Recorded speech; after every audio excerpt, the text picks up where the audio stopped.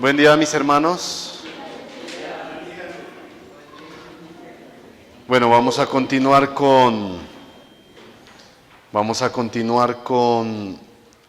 la carta a Timoteo. ¿Recuerdan que vimos el pasado domingo? ¿Sí se acuerdan? ¿O se olvidaron ya? ¿Cuáles eran?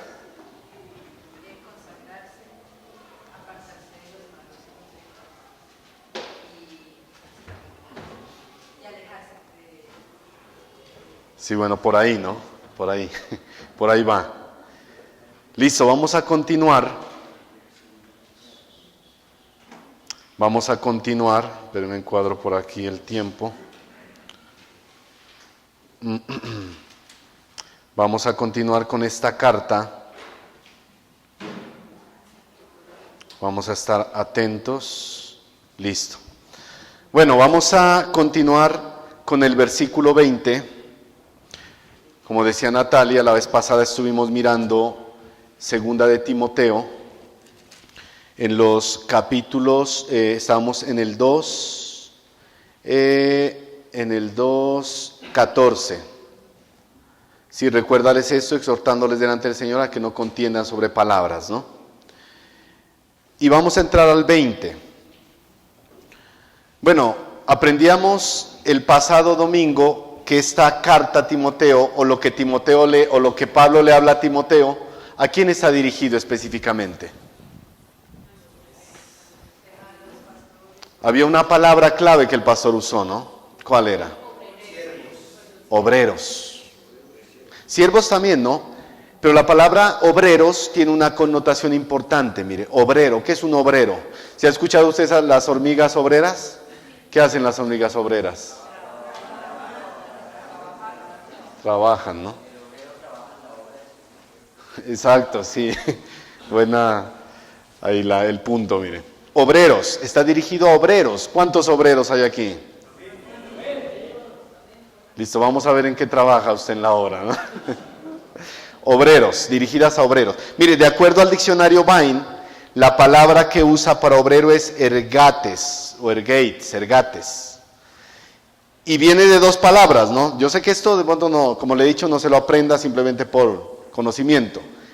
Ergazomai significa trabajar, de donde viene la palabra ergates, ¿no? Y ergón significa trabajo. Como decía el hermano César, el obrero es un siervo de Dios que sirve a su Señor. Lógicamente, el servir a Dios no solo implica el templo, ¿no? Esta es una pequeña parte.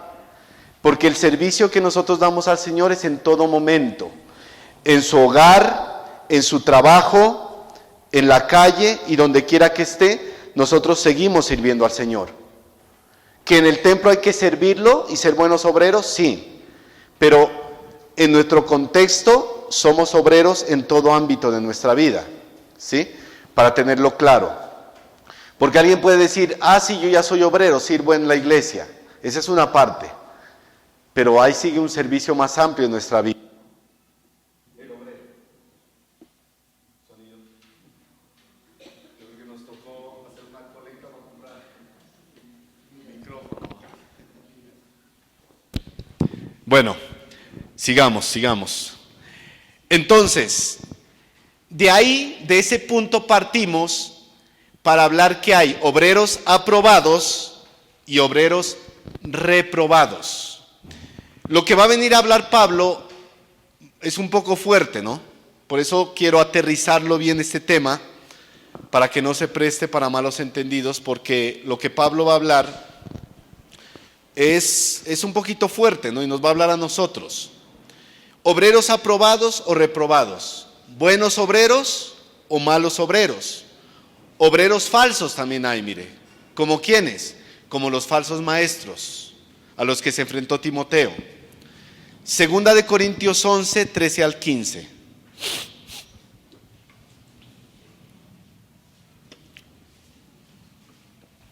Segunda de Corintios 11, 13 al 15. Miren lo que dice Pablo, hablando de los falsos maestros. Porque esos son falsos apóstoles. ¿Qué más dice? obreros fraudulentos, falsos, chiviados, como diríamos nosotros, mire. ¿Sí? Que se disfrazan como apóstoles de Cristo, y no es maravilla, porque el mismo Satanás se disfraza como ángel de luz. Así que no es extraño si también sus ministros se disfrazan como ministros de justicia, cuyo fin será conforme a sus obras. El obrero falso sabemos que es un falso creyente, eso lo tenemos claro. Pero el mal obrero puede ser un cristiano negligente, perezoso, inconstante o conflictivo. Ese puede ser un mal obrero, mire. El problema ¿cuál es? Que en este caso raya en la línea entre un mal obrero y un falso creyente. La línea es muy delgada, mire. Es una línea muy delgada, por eso es un peligro, ¿no? El cristiano inmaduro es un peligro, porque usted no lo distingue si eso no es. Usted dice, ¿será o no será? ¿Sí? Está en ese punto, mire. Recordemos a quienes hemos conocido en esta primera parte de la segunda carta a Timoteo. Solo con el nombre usted sabrá qué tipo de obrero es. Y es importante conocer a estos personajes para entender los versos que aprenderemos. Mire, cada nombre que hemos visto representa una fe genuina o una fe falsa. Cada nombre representa un vaso. ¿Qué le viene a la mente cuando decimos Pablo, por ejemplo? Un excelente obrero, ¿no? Cuando decimos Timoteo, una fe genuina, mire. Un buen obrero. Loida, Eunice,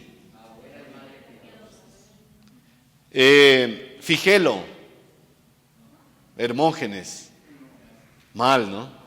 Mal, así hacemos. Ese es el nombre que siempre luché, ¿no? Onesíforo.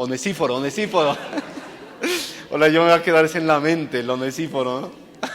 Si tengo otro hijo le voy a colocar ese nombre, ¿no? No, mentiras, ya no más. ¿Sí? ¿Sí? Himeneo y Fileto. Mal, ¿sí? Ahora preguntémonos nosotros, hermanos, ¿qué tipo de obreros somos nosotros, cada uno? No voy a decir sus nombres ahorita, ¿no? Pero ¿qué tipo de obreros somos? Mire.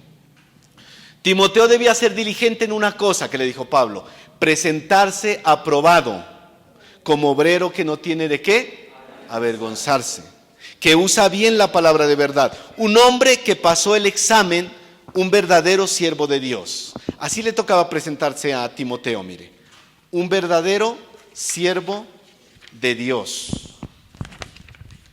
Y al final de la enseñanza pasada, Pablo dice algo sumamente trascendente, que si usted se percató de la prédica pasada, se dio cuenta que pastor se olvidó de ese último versículo, ¿sí? Por eso se lo voy a traer en mente, ¿sí? Algunos dicen, no, yo ni cuenta me di, entonces estaba volando, ¿no? Porque si usted se dio cuenta, él se olvidó de ese, no fue porque él quiso, ¿no? Sino porque a veces de pronto le pasa. Pero miren lo que dice. ¿Qué dijo Pablo? Pero el fundamento de Dios está firme. Teniendo este sello, conoce el Señor a los que son suyos. Y apártese de iniquidad todo aquel que invoca el nombre de Cristo. Con ese versículo terminaba la enseñanza pasada. Voy a hacer una analogía que es un poco grotesca, pero sirve para ilustrar el punto.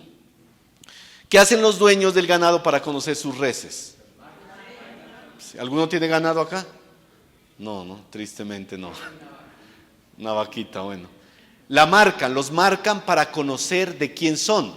Porque si el ganado se mezcla por allá con las reses de otro señor ganadero, y yo lo voy a buscar, pues esa es mía, mire, esa es mía, vámonos. ¿Sí? Conoce a los suyos y los sella con una marca distintiva. Pablo también menciona un sello y una marca, la cual evidencia quiénes son suyos. ¿Cuál es esa marca? Los que están apartados. ¿Pero cuál es la marca o el sello? El Espíritu Santo. Una persona que cree de verdad en Jesús recibe ese sello. Efesios 1:13, un texto muy conocido que ya lo hemos leído muchas veces.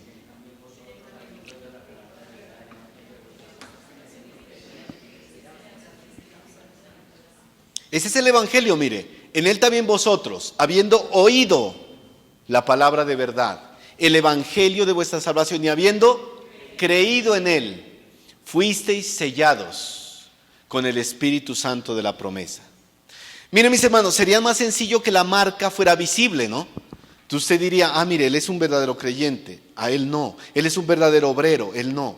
Pero no es así. ¿Sí? Fuera visible sería más fácil. Pero el sello del Espíritu Santo, ¿dónde se va a evidenciar?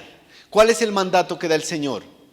Sed llenos del Espíritu Santo. Sed controlados por el Espíritu Santo. Porque una persona que es controlada por el Espíritu Santo va a manifestar ese sello en su vida comportándose como una persona que le pertenece al Señor. Que le pertenece al Señor, mire. ¿Sí? Que le pertenece al Señor, controlados por Él. Y por eso dice, apártese de iniquidad. El creyente puede pecar, sí. Puede fallar, sí. Pero siempre va a estar buscando apartarse de la iniquidad, del pecado. Todos aquellos que invocan el nombre de Cristo, aquellos que han nacido de nuevo, aquellos que han nacido de nuevo. Miren, mis hermanos, y aunque algunos se aparten del Evangelio, evidenciando que nunca fueron del Señor, el plan y la verdad de Dios son inconmovibles. ¿Por qué? Porque el fundamento está puesto. ¿Y cuál es? La verdad del Evangelio. El fundamento es la iglesia del Señor que está en esta tierra. Y eso vamos a ver, mis hermanos. Después de esa introducción, va a ser más sencillo entender lo que vamos a estudiar. Pero antes, oremos. Esto solo fue la introducción, mire. Llevamos media hora. Así que no se vaya a dormir. Oremos. Señor Dios, poderoso Rey, te agradecemos por tu palabra, por los cánticos y por todo lo que nos has permitido hacer el día de hoy. Señor, te pido que uses mi vida, Señor, un vaso de barro, un simple obrero, Señor, porque todo es para tu gloria, Dios. Usa mi vida para predicar tu palabra conforme tú quieres hablarnos el día de hoy. Pero también dispone el corazón de cada hermano, de cada persona que está hoy aquí, para que escuche tu palabra. Quita las distracciones, las preocupaciones, los pensamientos, las situaciones que impidan que tu palabra haga la obra que tiene que hacer. Quita la pereza, la desidia, el cansancio, Señor, y que hoy todos podamos escuchar lo que tú quieres hablarnos, Señor. Te damos las gracias, Señor, por todo lo que harás, porque tu palabra jamás vuelve vacía, y que la gloria y la honra sea para ti, en Cristo Jesús. Amén. Después de esa introducción, entramos a lo que Pablo va a seguir diciendo, mire, a Timoteo. Segunda de Timoteo 2:20. Pero en una casa grande no solamente hay utensilios de oro y de plata, sino también de madera y de barro, y unos son para usos honrosos y otros para usos viles. El versículo, si usted lo lee de una, no lo va a entender prácticamente. Y de pronto va a haber una mala interpretación de lo que Pablo quiere decir. Primero entendamos que Pablo está escribiendo su última carta desde una prisión romana. El viejo apóstol Pablo ya está a punto de ser ejecutado, mire. Y le deja a Timoteo unas palabras importantes. Un legado. Resiste la corrupción, tanto doctrinal como moral. Resiste la corrupción, que inclusive en ese momento ya se infiltraba en la iglesia, mire. Se infiltraba en la iglesia. Resiste, apártate. Pablo lo que le está haciendo a Timoteo es una exhortación a la pureza, a la firmeza y a la santidad. Pureza, firmeza y santidad. A la fidelidad en medio de la apostasía. Pablo lo que quiere decirle es, Timoteo, tú debes ser un siervo, un obrero fiel y constante. Fiel en la obra de Dios. Eso es lo que le dice Pablo. ¿Y cómo comienza este verso? Dándole el ejemplo de una casa. En una casa grande. ¿Usted en su casa tiene utensilios? Pues todos, ¿no? Si no, ¿con qué come? En la mesa, ahí en el comedor. No, pues tiene que poner un plato. ¿De qué tiene? ¿De oro, de plata, de qué? No, yo humildemente los que compro ahí en el Quirigua, mire. ¿Sí? Ese es el ejemplo, una casa grande donde hay utensilios. ¿Cuál es la idea que da Pablo? ¿Cuál es la idea que da Pablo?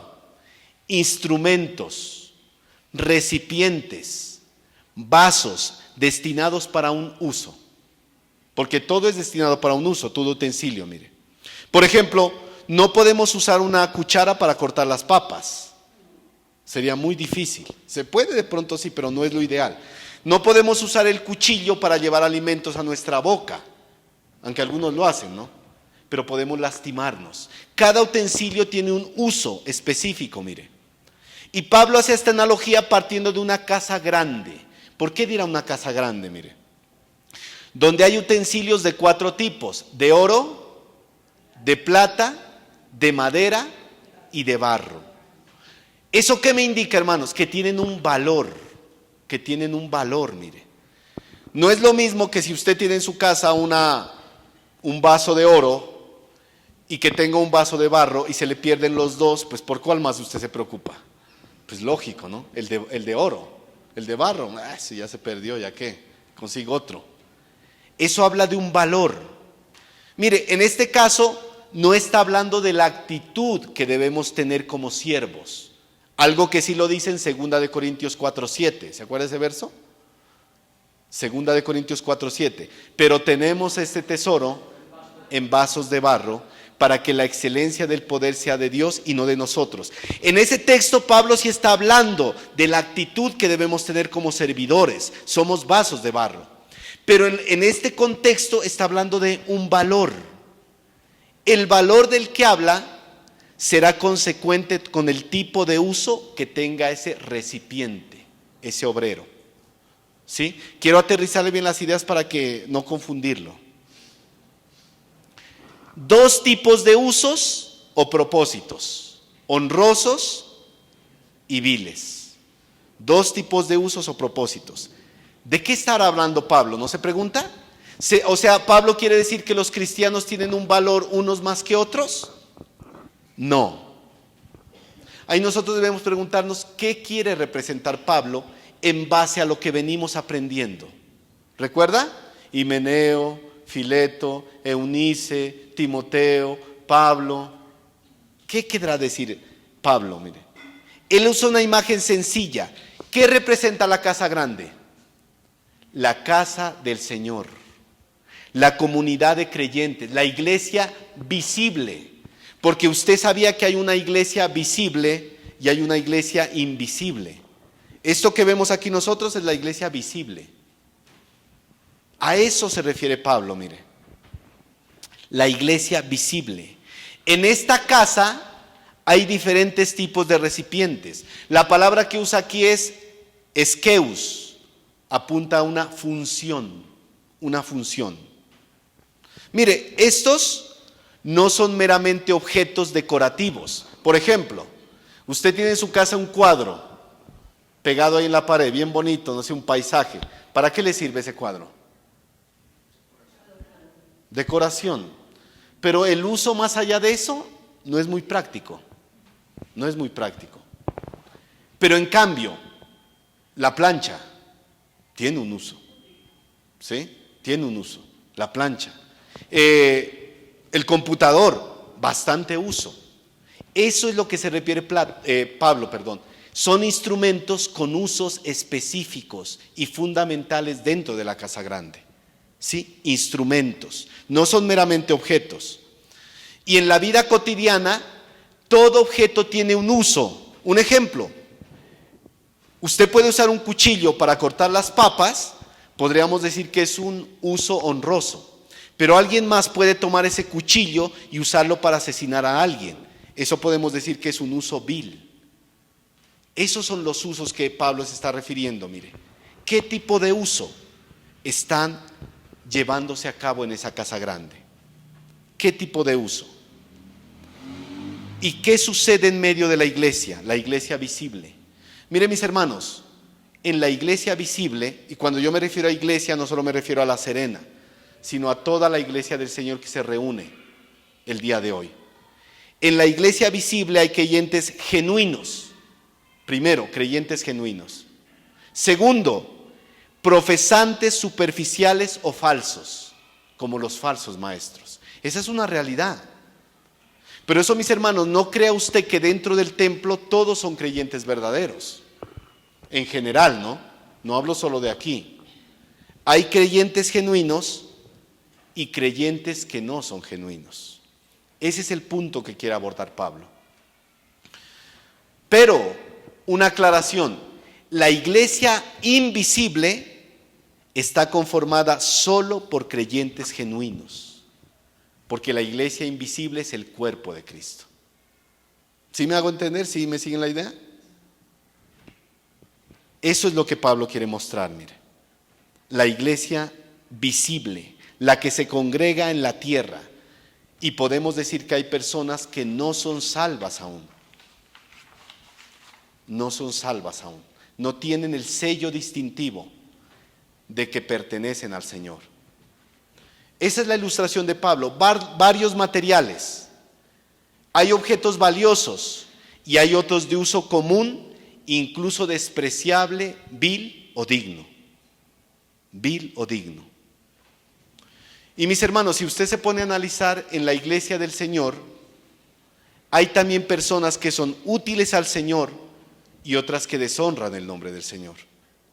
Lo vamos a encontrar en todo lugar, mire, en toda congregación.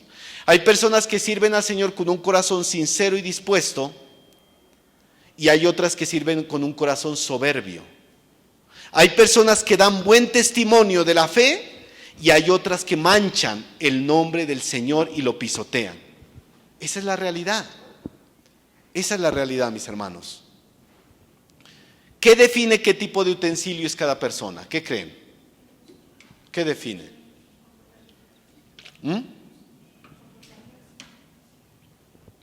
Los frutos que dé esa persona en esta tierra, su testimonio, sus motivaciones y su perseverancia en una fe genuina.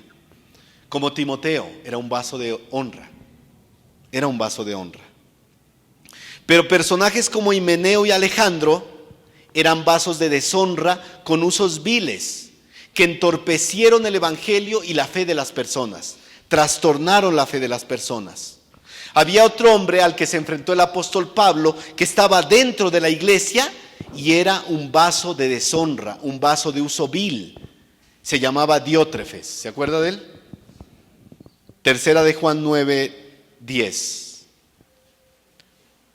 Este Diótrefes estaba dentro de la iglesia visible, dentro de la casa grande, la que quiere representar Pablo, pero era un vaso con usos viles, deshonrosos. Miren lo que dice tercera de Juan 9:10.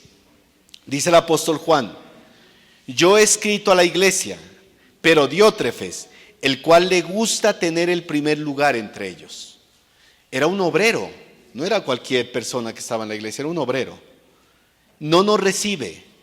Por esta causa, si yo fuere, recordaré las obras que hace, parloteando con palabras malignas contra nosotros.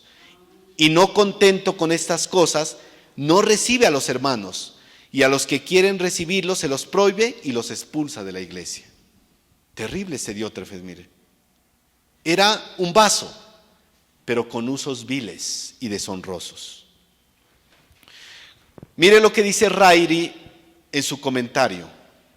El material de los vasos simboliza la calidad espiritual y utilidad para el Señor. Oro y plata representan los creyentes fieles, limpios, santificados, útiles para el servicio santo. Madera y barro representan a los que, aunque no están en la casa, son desobedientes, inmaduros o falsos. Que aunque están en la casa, son desobedientes, inmaduros o falsos.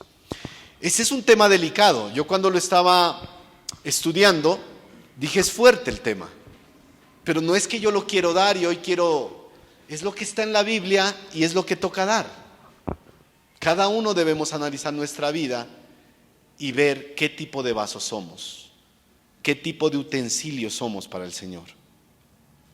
Y mis hermanos, debemos tener claro que un creyente falso o una persona que está en la iglesia pero no ha creído al evangelio, tarde que temprano Dios lo entregará en manos de Satanás. tarde que temprano Dios lo entregará en manos de Satanás. Es una realidad, mire. Primera de Timoteo 1, 19 al 20, que ya lo estudiamos.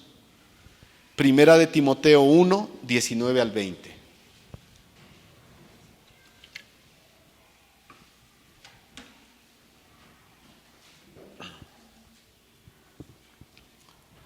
Manteniendo la fe y la buena conciencia, le dice Pablo, desechando la cual naufragaron en cuanto a la fe algunos, de los cuales son Himeneo y Alejandro.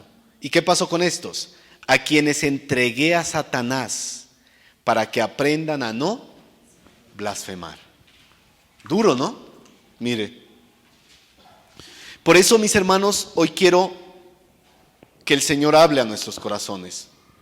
Un inconverso recibe parte de las bendiciones de Dios cuando está cerca en la comunidad de los creyentes.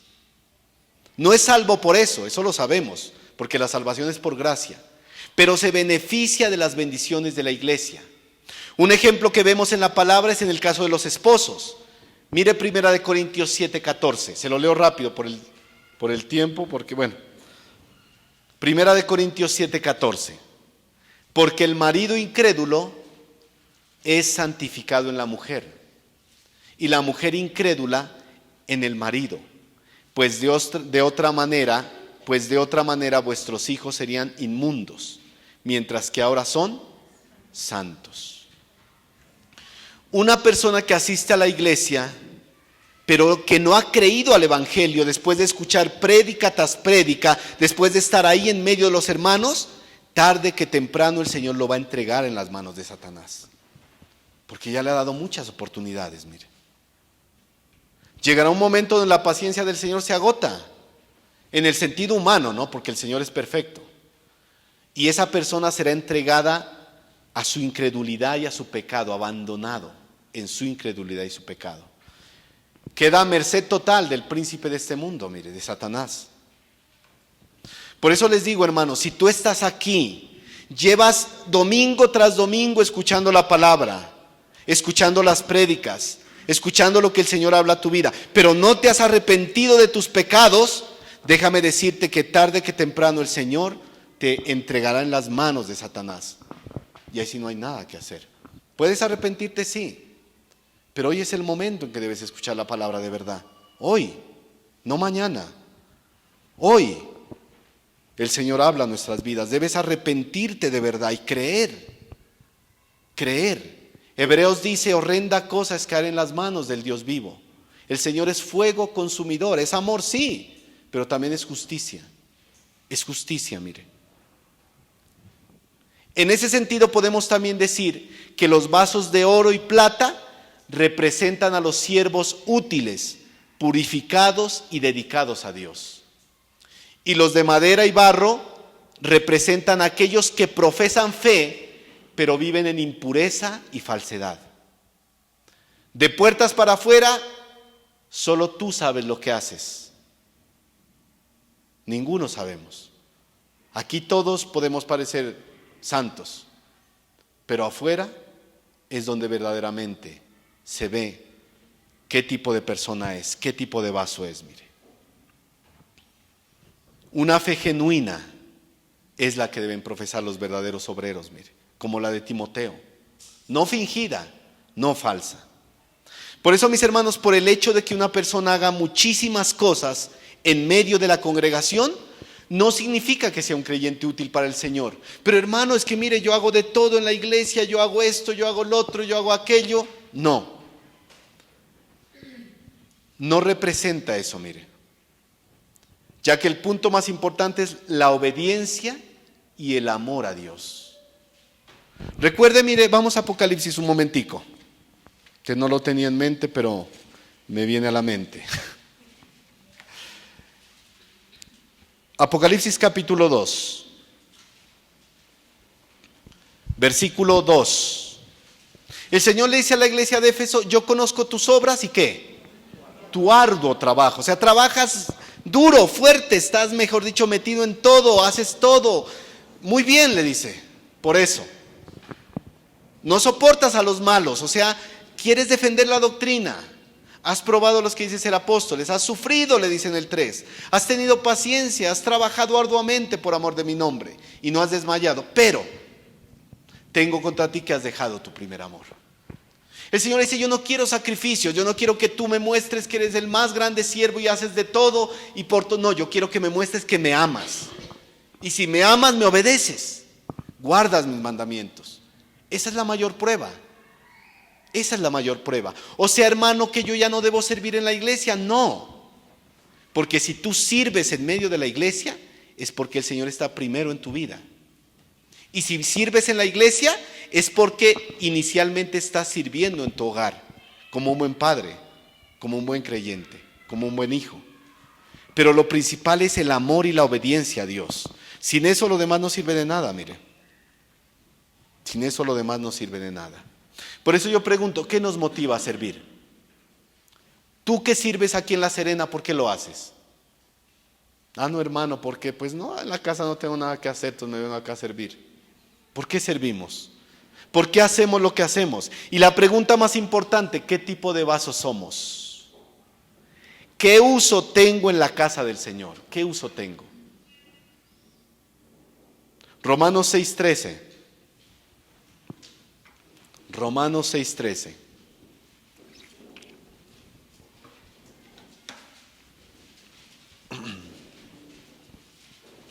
Romanos 6:13. Dice el apóstol Pablo a la iglesia de Roma, ni tampoco presentéis vuestros miembros al pecado como instrumentos de iniquidad, sino presentaos vosotros mismos a Dios como vivos de entre los muertos y vuestros miembros a Dios como instrumentos, utensilios de justicia. Esa es la manera que Dios quiere, mis hermanos. Eso es lo que Dios anhela. Sigamos, porque el tiempo ya apremia, mire. Segunda de Timoteo 2:21. Segunda de Timoteo 2:21. 2:21. Dice, así que si alguno se limpia de estas cosas, ¿qué pasa? Será instrumento para honra, santificado, útil al Señor y dispuesto para toda buena obra. Por eso, mis hermanos, gracias a Dios que siempre hay esperanza. Mientras estemos vivos hay esperanza, mire. En este verso Pablo deja claro la condición de los utensilios que tienen usos viles, indignos. Son personas que participan en lo impuro. Pablo dice, si alguno se limpia de estas cosas, ¿cuáles cosas? ¿Cuáles cosas hemos venido viendo? ¿Cuáles? Palabrerías necias, impuras, profanas, vanas, impiedad, falsas doctrinas, pecado. Por eso en 2 de Timoteo 2:19, no lo busque, se lo leo rápidamente. Pablo le dijo eso, mire, pero el fundamento de Dios está firme, teniendo este sello conoce el Señor a los que son suyos. Sí, apártese, límpiese de iniquidad todo aquel que invoca el nombre de Cristo. Todo aquel que invoca el nombre de Cristo. Por eso Pablo reitera, si alguno se limpia, en el original eautón, con H, eautón, es una acción reflexiva que implica separarse activamente de lo impuro. Hay personas que van a la iglesia y dicen, sí, yo ya no hago esto, aquello, pero todavía conviven en un ambiente de pecado y practican esas cosas. El Señor dice, apártate de lo impuro, sepárate de lo impuro. Mis hermanos, en el caso de un creyente inmaduro e infiel, ¿qué debe hacer? Arrepentirse y consagrarse, comprometerse con el Señor. No sé si esa sea tu condición el día de hoy. Eres inmaduro, eres infiel, no has querido comprometerte con el Señor, no has querido estudiar su palabra, te da lo mismo congregarte o no congregarte, te da lo mismo leer la palabra, orar o no orar. Si esa es tu condición, eres un creyente inmaduro, infiel, no eres un vaso de honra. ¿Qué debes hacer? Arrepentirte de verdad, comprometerte con el Señor. Y en el caso de un falso creyente, ¿qué debe hacer? Arrepentirse y aceptar a Cristo. Así de simple, mire. Así de simple. Miren Matthew Henry lo que dice en su comentario. La pureza moral procede a la utilidad espiritual. La pureza moral procede a la utilidad espiritual. Pero eso, mis hermanos, una vez les dijimos aquí no ponemos a servir a nadie para animarlo. Ay, el hermanito está desanimado, ¿qué quiere servir mi hermano? Yo me gusta cantar, venga a cantar entonces. No. La idea es que los que sirven en medio de la obra sean personas que han decidido apartarse de lo impuro y agradar al Señor. Eso es lo que anhelamos. ¿Que no somos perfectos y podemos fallar? Claro que sí. Pero cada día debemos buscar acercarnos más al Señor y apartarnos más de la iniquidad. Eso es lo que el Señor nos manda, mire. La consecuencia de arrepentirse genuinamente y limpiarse es que será un instrumento para honra, mire. Con propósito honorable y digno. Eso es lo que quiere el Señor, mis hermanos. Instrumentos santificados, apartados, útiles para el Señor, fáciles de usar. Esa palabra me gustó, mire, fácil de usar. ¿Sabe por qué se lo digo? Le pregunto algo. David, ¿cómo era descrito en la Biblia? ¿Por qué le dice eso el Señor? ¿Porque era perfecto? Entonces, ¿por qué? Porque era fácil de usar. El Señor le decía a David, haz esto, y él iba. Contrario a Saúl, ve y destruye a Amalek y todo lo que tiene Amalek. Y no lo hizo. Sacó excusas y era un hombre desobediente, irreverente. Pero David era un hombre que falló, pecó, sí, como todos lo hemos hecho. Pero era un hombre fácil de usar. Era un vaso fácil de usar por el Señor. Ve David, haz esto, ve David, ven. Y él lo hacía. Eso es lo que quiere el Señor. Instrumentos fáciles de usar. Fáciles de usar, mis hermanos. Adecuados, preparados para toda buena obra. Pero ojo, si el creyente verdadero no se arrepiente, también será entregado a Satanás. ¿Como quién? El hombre de Corinto, ¿se acuerda? Este hombre que estaba conviviendo con su madrastra fue entregado a Satanás para salvación del alma, dice Pablo, ¿no? O sea, él era un hombre salvo de entender el texto, pero andaba en iniquidad. ¿Cómo podía? ¿Y usted cree que ese hombre no estaría sirviendo ahí en Corinto? Hasta de pronto, porque toleraban el pecado de ese hombre. Es el hermanito, mire, el que sirve ahí. El hermanito con la madrastra, mire. Terrible. Si el creyente no se arrepiente, Dios lo entrega a Satanás y aún puede cortar su vida. ¿Se acuerda con quién lo hizo en Hechos de los Apóstoles? Eran salvos esa pareja. Es innegable que eran salvos, pero el Señor les quitó la vida. ¿Usted ya quiere irse con el Señor de una vez? Pues muchos sí, pero no de esa manera, ¿no? Pues desobediente, no. Queremos irnos bien con el Señor. Porque horrenda cosa es caer en las manos del Dios vivo, mis hermanos. Y si es un falso creyente, como lo decía antes, será entregado a su pecado, dejado totalmente a disposición de Satanás, mire. Y lo peor, seguirá rumbo al infierno si no se arrepiente.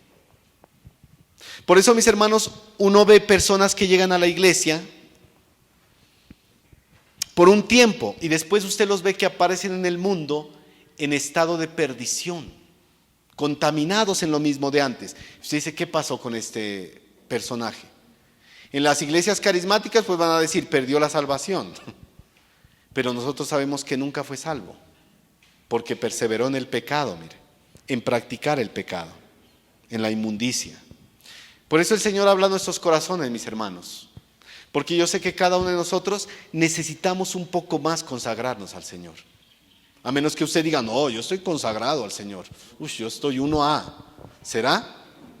¿Será? ¿Cómo está nuestra vida delante del Señor, mis hermanos? ¿Qué te impide ser un instrumento útil y honroso para el Señor? ¿Qué te impide? Estamos en un tiempo, mis hermanos, donde la iglesia necesita hombres y mujeres útiles al Señor. Útiles al Señor. Dispuestos a cumplir toda buena obra. Dios necesita. Me vino a la mente la canción que cantamos en la reunión de caballeros, ¿no? ¿Sí? Hombres de valor. Dios necesita hombres de valor, mujeres de valor. O si no, ¿cómo seremos luz en medio de las tinieblas? Vamos al versículo 22, avancemos. Porque vamos en la introducción recién.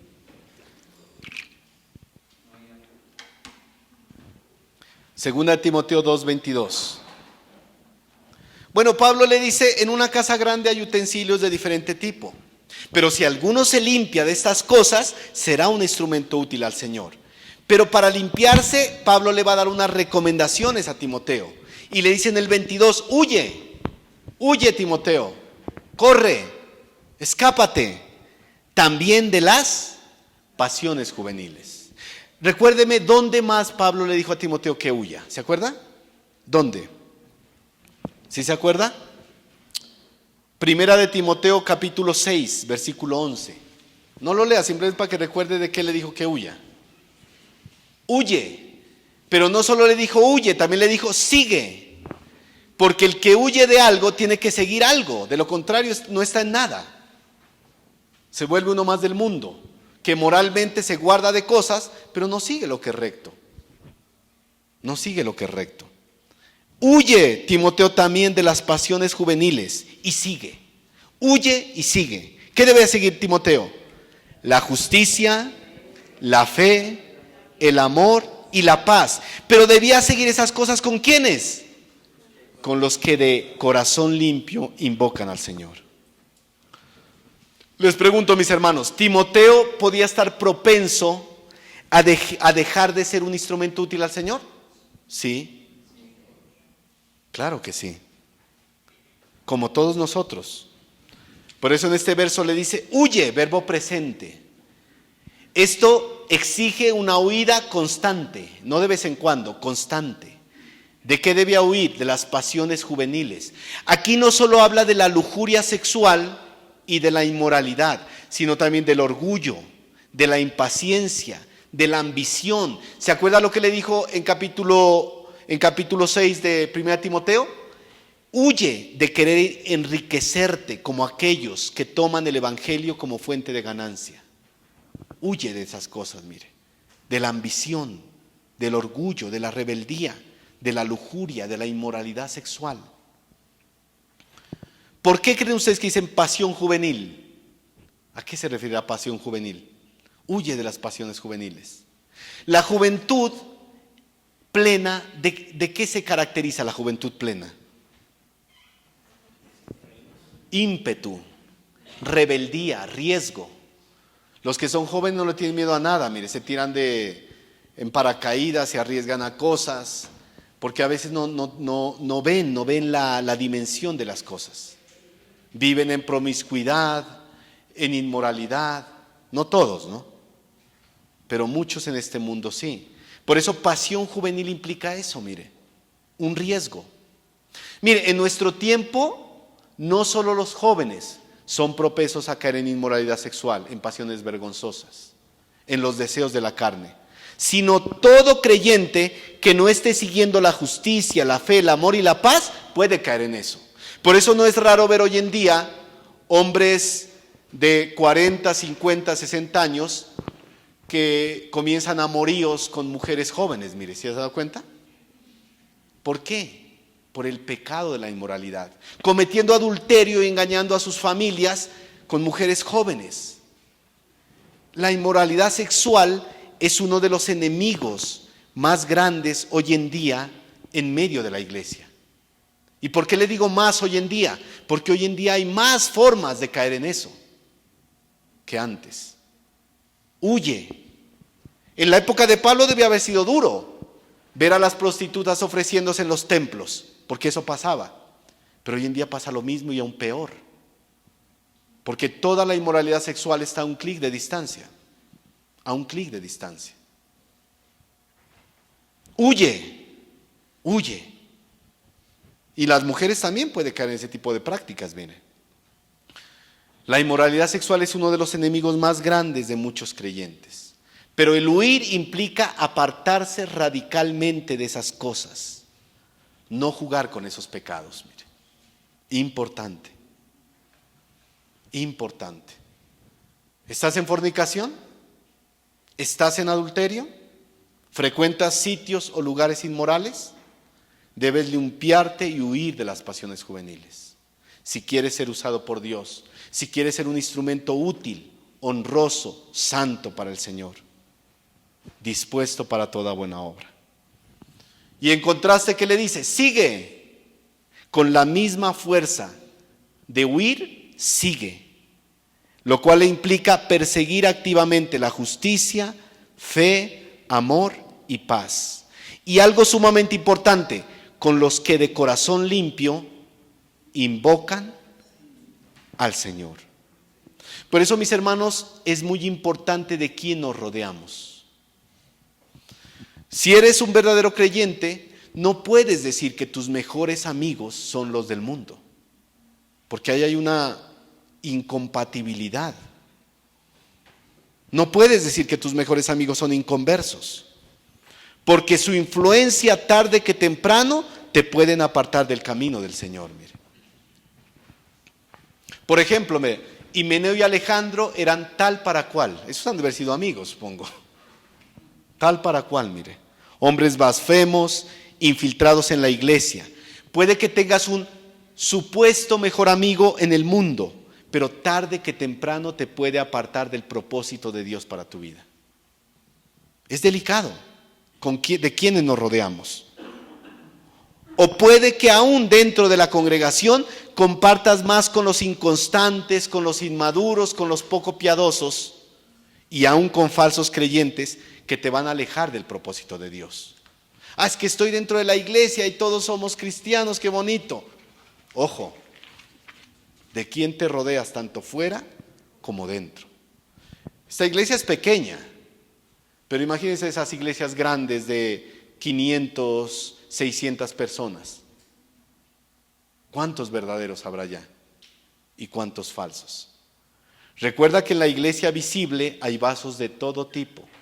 El mandato de Pablo es: Timoteo, rodéate de creyentes genuinos, maduros, firmes, verdaderos siervos, verdaderos obreros de Dios, aquellos que invocan al Señor con un corazón limpio. En mis años de creyente he visto muchos casos de personas, mire, y en general jóvenes, que se apartaron del Señor por la influencia de amigos o hasta novios inconversos. Y se van de la iglesia. No, es que él me dijo que si no me voy de la iglesia me termina. Y termina yéndose, mire. Así he escuchado yo testimonios, mire. Es que este amigo me dijo que si yo sigo en la iglesia me quita su amistad. Y se van.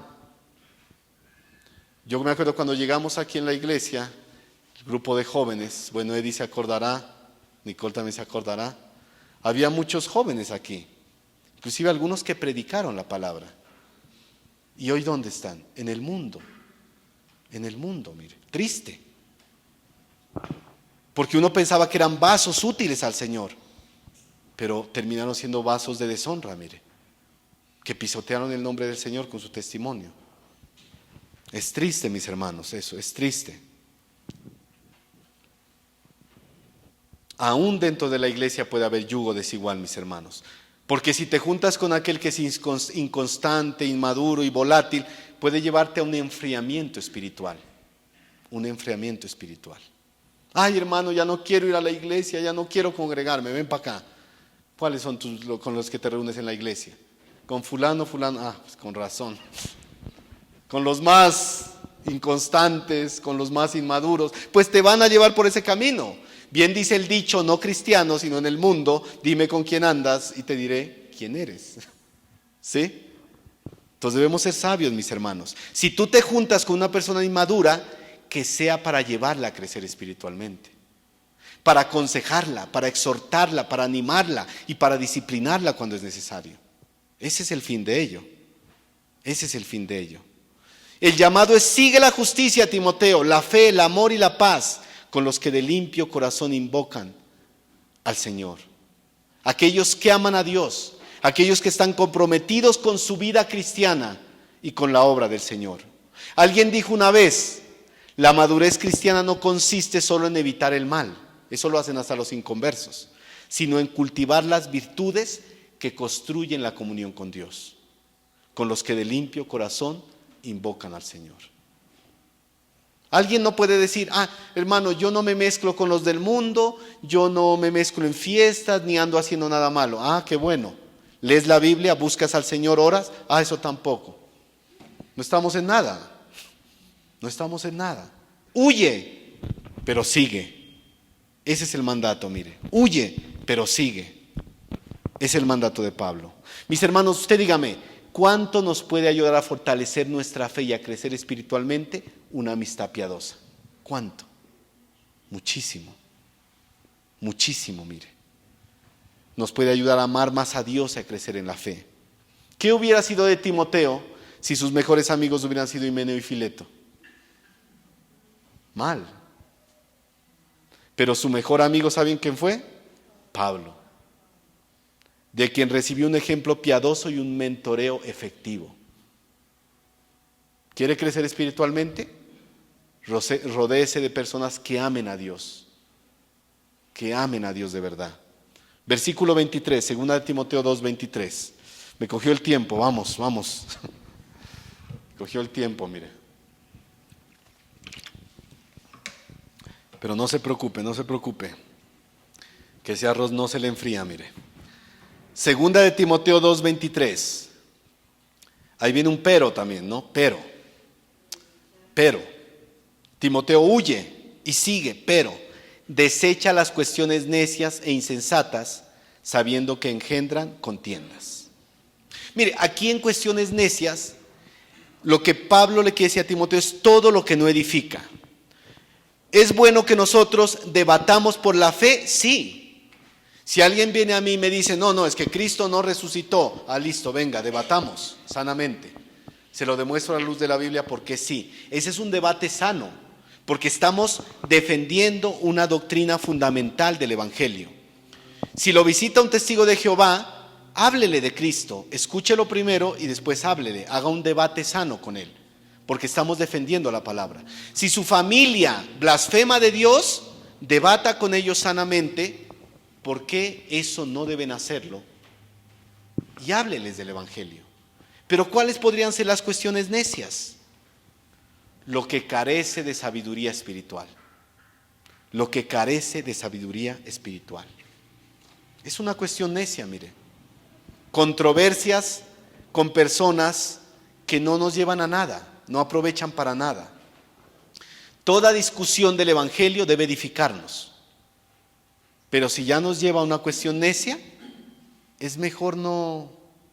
Imagínense yo con un hermano peleándome, no, pero es que Génesis 6 dice que esos eran ángeles que se metieron con las mujeres, no, es que esos son las.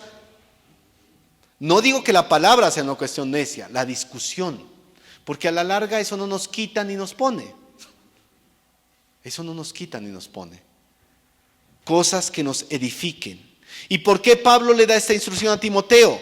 Porque él se iba a enfrentar a falsos maestros que lo tratarán de llevar por las ramas para que él pierda su tiempo. No, Timoteo, habla lo que es de verdad para crecer espiritualmente, para defender la fe, para guardar la verdadera fe. Eso es lo que Pablo le dice, mire. Versículo 24. Porque el siervo del Señor, no debe ser contencioso, sino, contraste, amable para con todos, apto para enseñar, sufrido. Características que le da Pablo, mire. Ya estamos terminando. Características. Primero, no debe ser contencioso, no debe andar en peleas. Sí debe batallar por la sana doctrina, pero no entrar en peleas de cuestiones necias y vacías. En contraste, debe ser amable con todos. Si usted sale a evangelizar a un inconverso y el inconverso comienza a decir cosas que a usted lo ofenden, pues usted no va a entrar en una pelea, ¿no? Imagínese qué testimonio habría ahí, agarrándose en la calle. No, así había un hombre que salía en los videos de YouTube, que se pone a agarrarse con otro, predicándole supuestamente, un testimonio terrible, mire. Usted tiene que mejor, listo, yo le dejo la palabra y hasta luego, mire, y se va mejor. ¿Sí? Peleas necias. No debe ser contencioso. incluso aún dentro de la iglesia, mire. Apto para enseñar, capaz, competente, estudioso de las Escrituras y dispuesto a seguir aprendiendo. Qué importante eso, mis hermanos, dispuesto a seguir aprendiendo. Si usted conoce a alguien que dice, yo conozco la Biblia, todo, ya me la sé, yo todo eso ya sé yo ya conozco todo eso que ustedes predican ahí, que enseñan, es una persona orgullosa, no es un vaso útil. Mire, mis hermanos, yo no me creo el mejor estudioso de la palabra. Trato de estudiarla, pero aún me falta conocer muchas cosas, mucho. Y yo cada vez que voy a estudiar un tema para venirlo a predicar acá, digo, esto y esto ni lo había visto, lo había pasado por encimita, pero ahora entiendo lo que me quiere decir el Señor. Porque uno aprende siempre. Si usted ya se cree producto terminado, pues toca mandarlo una vez al cielo. Porque ¿qué hace acá en la tierra con estos viles mortales? No hay nada que hacer aquí. Aquí estamos en un proceso. El que comenzó la buena obra la perfeccionará hasta el día de Cristo. Estamos en proceso, mis hermanos. Pero es importante que sea apto para enseñar, que escudriñe las Escrituras. Eso implica enseñar la doctrina pura y sin mácula. Pablo le dijo a Timoteo en 2 de Timoteo 2:15, procura con diligencia presentarte a Dios aprobado, como obrero que no tiene de qué avergonzarse y que usa bien la palabra de verdad. Que usa bien la palabra de verdad. Otra característica, sufrido. Eso quiere decir soportable y paciente. Es la capacidad de soportar ataques y ofensas. Por ello, mis hermanos, la paciencia es la fortaleza moral para soportar ataques y provocaciones sin responder igual. ¿Cuál es el mayor ejemplo que vemos nosotros en la Biblia? Imagínese al Señor Jesús teniendo a esa gente malvada de frente, donde lo escupieron y lo abofetearon. ¿Usted qué hubiera hecho estando ahí al lado del Señor? Yo creo que no le íbamos encima a esos fariseos, mira. Porque el Señor soportó eso. Eso es paciencia, soportar las ofensas y ataques de esa manera. Lógicamente, eso no quiere decir que si usted llegan a pegarle, usted se quede con las manos cruzadas. Tiene que defenderse, pues no va a dejar darse. Esto habla más que todo en esas discusiones, en esos conflictos, en esas situaciones. Como obreros de Dios no podemos devolver mal por mal, tanto fuera como dentro de la congregación. ¿Habrá ataques, mis hermanos? Sí. Mire, servir muchas veces implica sufrir. Implica comentarios, señalamientos, críticas. A veces va a pasar, mire. Y este tipo de cosas, ¿sabe qué sucede a veces en nuestro corazón? Tratan de afectarnos. Si a usted lo lastima una persona de afuera, lo lastima, pero es más pasable. Pero si a usted lo lastima un hermano en la iglesia o en la congregación, puede afectar su corazón. ¿Sabe por qué? Porque tiene que verlo todos los domingos. ¿Y cómo va a llegar su corazón ahí? ¿Se imagina si Pablo y Timoteo hubiera dejado que su corazón se cargue por lo que le hacían Himeneo y Alejandro o Fileto? No hubieran sido efectivos en el ministerio. No hubieran hecho la obra como Dios manda, mire. Un siervo que se deja afectar de críticas, comentarios y demás, llena su corazón de amargura y ya no va a servir con un corazón limpio y sincero. Y hablo de todos los que somos obreros aquí en medio de la iglesia. Usted puede ser la persona que sirve de ujier, y si lastiman su corazón y usted se llena de amargura, ya no va a ser efectivo en su ministerio, en su obra. El rencor y la amargura estorban el ministerio y nuestra relación con Dios. Hebreos 12:15.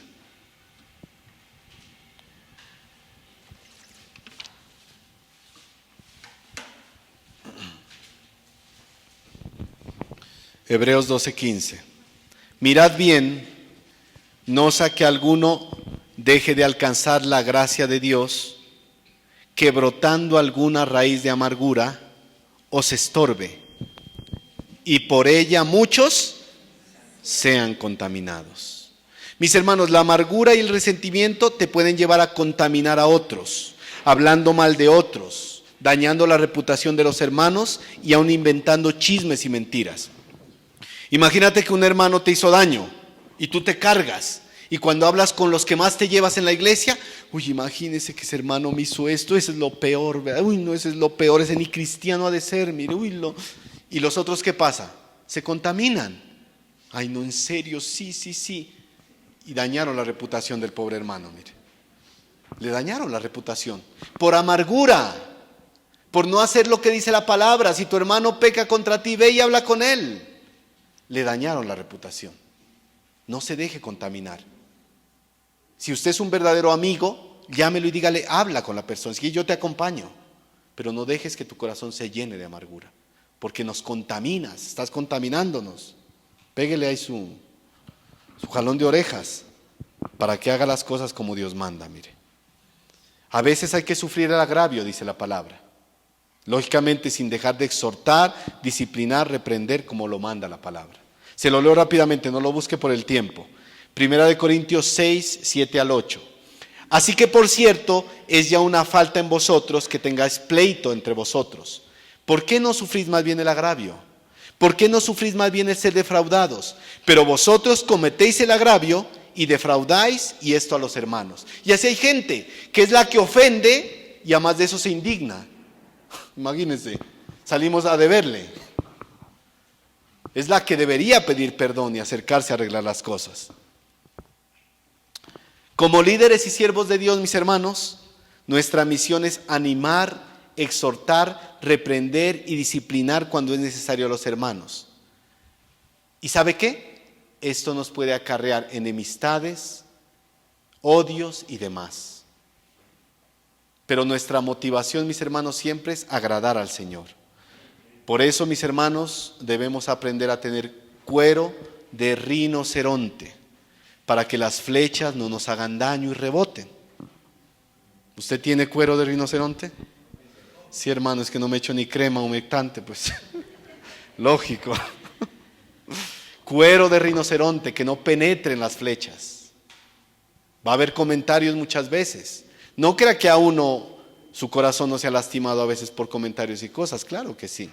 Pero ¿qué le toca hacer a uno? Ir a la presencia del Señor, decirle, Señor, llévatelo, te lo mando. No, mentira, Señor, perdóname porque, perdónalo, Señor, porque no saben lo que hacen. Pero sí, puede afectar nuestro corazón, mis hermanos. Aprendamos a tener cuero de rinoceronte.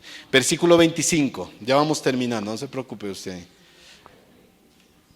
Y si durmió, pues levántese más tranquilo y todo, pues. Segunda Timoteo 2:25. Mire lo que dice. Que con mansedumbre corrija a los que se oponen, por si quizá Dios les conceda que se arrepientan para conocer la verdad. Ya expliqué en otra enseñanza qué es la mansedumbre. A ver si se acuerda. ¿Qué es la mansedumbre? ¿Se acuerda o no se acuerda?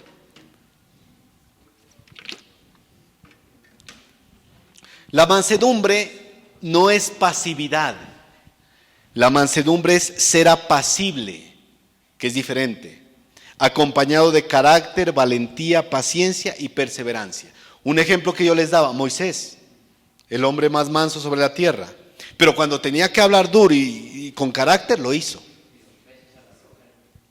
¿Sí? Y ahí también pues cometió el pecado la segunda vez, ¿no? Pero mire, un hombre que da rienda suelta a sus emociones, a su ira y descontrol, no es un hombre manso, es conflictivo e insensato. A veces podemos equivocar y fallarnos, sí, lo importante es que aprendemos de los errores y no lo volvemos a hacer. Pero alguien que reiterativamente está en lo mismo, pues ya es complicado, ¿no? ¿Cuál es el fin de la mansedumbre? En este contexto, corregir, instruir y disciplinar con humildad y paciencia. ¿A quiénes? A los que se oponen. La idea es enderezar lo torcido. Esa es la idea. A los que se oponen. ¿Cómo actuaba Pablo con los que lo atacaban? ¿Cómo actuaba? Se lo leo rápido. En la traducción lenguaje actual. 2 Corintios 10, 9 al 12. No quiero que piensen que trato de asustarlos con mis cartas, dice Pablo. Algunos dicen que mis cartas son duras y fuertes, pero que cuando hablo en persona soy débil y que no sé hablar bien ni impresiono a nadie. Esas personas tienen que entender que cuando vaya a verlo seré tan fuerte como lo soy en las cartas que envío desde lejos. Jamás llegaré a compararme con los que hablan bien de sí mismos. Compárese con uno mismo. Compararse con uno mismo es una tontería. Pablo les está diciendo algo fuerte, pero de una manera mansa. Eso es lo que nos lleva a la palabra, mire. Pablo lo hizo con sabiduría y mansedumbre a lo largo de todas sus defensas. Cuando lo atacaron Himeneo, cuando lo atacó Alejandro, Fileto, los falsos maestros, los inmaduros, los falsos creyentes, con todos, sabiamente. ¿Y cuál era el fin de eso? Que Dios les conceda que estas personas se arrepientan, cambien de mente, tengan una metanoia en el original, un cambio de vida, de mentalidad, conozcan la verdad. Y esa es la misericordia por las almas, mis hermanos. La misericordia por las almas. Esto no nos manda a tolerar a los falsos maestros. Cuando hay un falso maestro en medio de la iglesia y no quiere arrepentirse, toca expulsarlo. Pero cuando una persona quiere arrepentirse, recibirla. Genuinamente que se arrepienta, ¿no? Porque puede haber el caso que sea falsa. Debemos hacerlo por esas almas, mire. Firmes y contundentes en defender la doctrina y la grey. Más aún con aquellos que están camuflados en medio de la congregación. Primera de Corintios 5:11, Pablo les escribió diciendo: más bien os escribí que no os juntéis con ninguno que llamándose hermano fuere fornicario o avaro o idólatra o maldiciente o borracho o ladrón, con el tal ni aún comáis. Esto va de la mano con lo que dijo: júntate con los que de limpio corazón invocan al Señor. Pero con aquellos que diciéndose hermanos practican el pecado, ni aún coman con ellos. Eso es lo que manda Pablo. Pero siempre tener en cuenta que el fin de confrontar a los que se oponen es defender la fe y llevar a que esa persona se arrepienta. Se arrepienta. Y terminamos con este último verso, mis hermanos, mire. Terminamos con este último verso, la predicación de hoy. Versículo 26. Y que estas personas escapen del lazo del diablo en que están cautivos a voluntad de él. Ay, pobrecitos, mire, ellos no tienen la culpa. Están cautivos a voluntad de él. Ahí no quiere decir eso Pablo, mire. Estas personas están en una trampa. Porque las falsas doctrinas son como una trampa. Están cautivas a voluntad de él. Esto no implica que sean inocentes de haber caído ahí. Están cautivos a voluntad de Satanás, pero una esclavitud voluntaria o complaciente en la cual su voluntad queda atrapada. Una persona, un ejemplo, una persona asiste a La Serena y escucha el evangelio verdadero, pero de pronto escucha una falsa predicación de una secta y se va para allá. Es culpable, mire. Son como esas personas que están en las iglesias de la prosperidad. Uno dice, pobrecitos, mire, están engañados ahí. No, ellos no son víctimas, son cómplices. Porque el falso maestro lo que hace es moverle su corazón egoísta, moverle su corazón ambicioso. Y la persona le gusta eso, le atrae. Y si usted le predica y le dice, mira, eso es falso, no, ¿cómo vas a hablar mal de este pastor? Él es un siervo de Dios. Y defienden a los falsos maestros. A mí me ha pasado eso con personas conocidas. Y se ponen bravos, defienden, no, él es un siervo y tú estás atacando al ungido de Jehová. Y bueno, le echan ahí una retaila, mire. Ellos son cautivos a voluntad de Satanás, mire. ¿Debemos orar por ellos? Sí. ¿Seguirles hablando el evangelio cuando se dé la oportunidad? Sí. Para que ojalá se arrepientan, mire, y vengan al evangelio. Porque Satanás hace lo que quiere con esa persona que no quiere conocer la verdad. Es como la droga.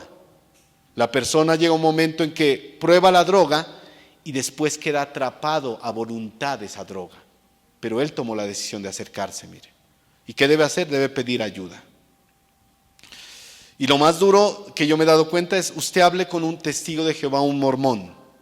Están cautivos por el diablo.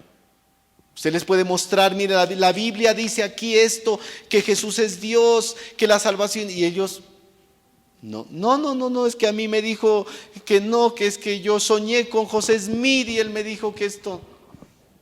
Nada los hace entrar en razón, solo el Señor, ¿sí? Si se arrepiente. ¿Cómo los llevaría la verdad a esta gente? ¿Cómo hablarías con ellos? Como dice Pablo a Timoteo. Para finalizar, hermanos, vuelvo a la pregunta del inicio. Respóndasela a usted mismo. ¿Qué tipo de vaso eres? ¿Para usos honrosos o para usos viles? ¿Qué tipo de obrero eres? ¿Necesitas limpiarte de algo por ahí en tu vida para ser útil al Señor? Llámese pecado, llámese inmoralidad, llámese rencor, llámese amargura. ¿Necesitas limpiarte de algo para servir al Señor? Les dejo esa pregunta ahí. Oremos.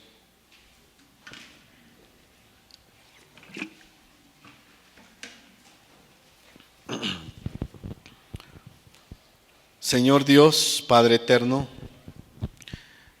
nuestro anhelo, Señor, es servirte, entendiendo que servir no es solo en medio de la congregación. Servir es la vida que llevamos cada día, donde tú nos pones, Señor. La vida de creyentes, de empleados, de padres, de hijos. Servirte es en todo ámbito, Señor. Pero también hay un llamado claro como obreros a servirte en medio de la obra, Señor. Tu palabra dice que la mies es mucha, pero los obreros pocos.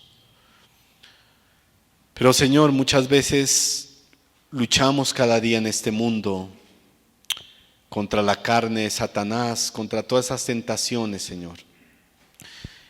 Y lo terrible del asunto es que muchas veces cedemos ante esas cosas, Señor. Por eso el mandato es límpiate.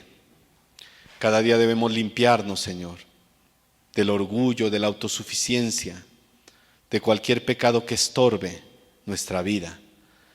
Y podamos ser siervos útiles, preparados para toda buena obra, santificados, apartados para el Señor. Gracias, Dios, por tu palabra. No es una palabra fácil de digerir, pero sí es una palabra necesaria para nosotros. Oro, Señor, por aquellos que están el día de hoy aquí, son creyentes verdaderos. Si están firmes con el Señor, que puedan seguir adelante. Pero si han menguado, si han desmayado, si son inmaduros, si son negligentes, habla a sus vidas y corazones para que se levanten, para que despierten, Señor. Pero también te pido por aquellos que están aquí y no han creído al Evangelio. Ya han escuchado prédica tras prédica, mensaje tras mensaje, pero su corazón duro aún no ha querido aceptar el Evangelio. Te pido por ellos, Señor, para que también hables a sus corazones, porque mañana puede ser demasiado tarde, porque mañana puede ser demasiado tarde para ellos, Señor. Te pido que hables a sus vidas el día de hoy, que de verdad crean en ti y se comprometan a vivir vidas apartadas para ti, Señor. Gracias, Dios, por mis hermanos. Gracias por este día que nos regalas y el resto del día también, Señor, gracias. La gloria, honra y alabanza sea para ti, en Cristo Jesús. Amén. Gracias, mis hermanos, que Dios los bendiga.